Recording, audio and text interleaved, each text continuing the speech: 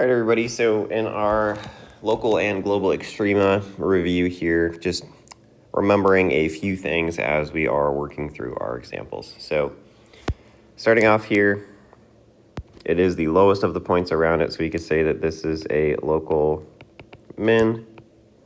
You could say here we have a local max. Here we have a global, so global and local minimum because the function does not go any lower. Here we have a global and local max. And here we have a local min. And then here it is the largest point that is around it, so that would be a local maximum as well. So going through just kind of labeling extrema, also want to just take a look at our endpoints, so that the x equals -2 and the x equals 7 value, just identifying those as well. The key thing is you do have to be the largest value around. So if you're standing next to some people, you got to be the tallest one, or you got to be the shortest one. You can't have anything equal or above next to you. Second, if we're looking at the range of our graph here, and we are saying that it is -2 to +2, and let's take a look.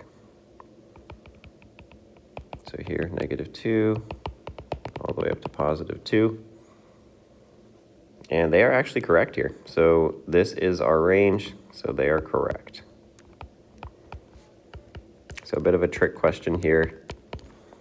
No error to analyze for range. It is up and down. We do have closed dots at -2 and at +2, so we are looking good. If you can identify your global max and your global min, that's where your range is going to start and where your range is going to end.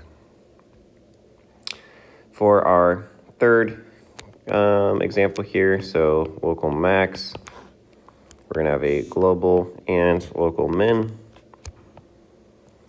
And this is the challenge here, is B and C. So if we look at B, the point that's directly next to it, that is going to be the same value as B. So because there is an equal point directly next to it, it can't be a maximum because there's something the same. It's not a max, it's just there. So for B and C, we can't say that these are local max because the thing next to it is exactly the same height, so it's not bigger. So in this case, this entire segment, every single point here, depending on how you look at it, you can't necessarily say an individual point is the local max, but this is actually going to be our global maximum. Y value is up here. The only problem is it doesn't come at an individual point, it comes at an interval. So we see that coming at the interval starting at 1 and ending at 5. So any point from here to here is going to give us our global maximum. So instead of one individual value, we're seeing it's happening across a range. For D, this is going to be our local min, E, local max, and then our final point here, not specified, we're going to call that a local min as well because it is the lowest point around.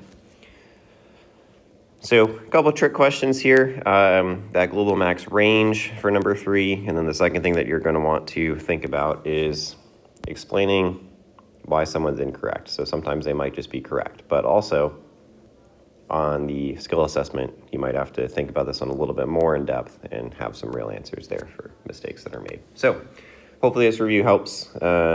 Bit of a quicker vocab identification skill, so use any extra time you have to look through 1.1 and 1.2 as well to make sure that you are solid on those. So as always, thanks for watching.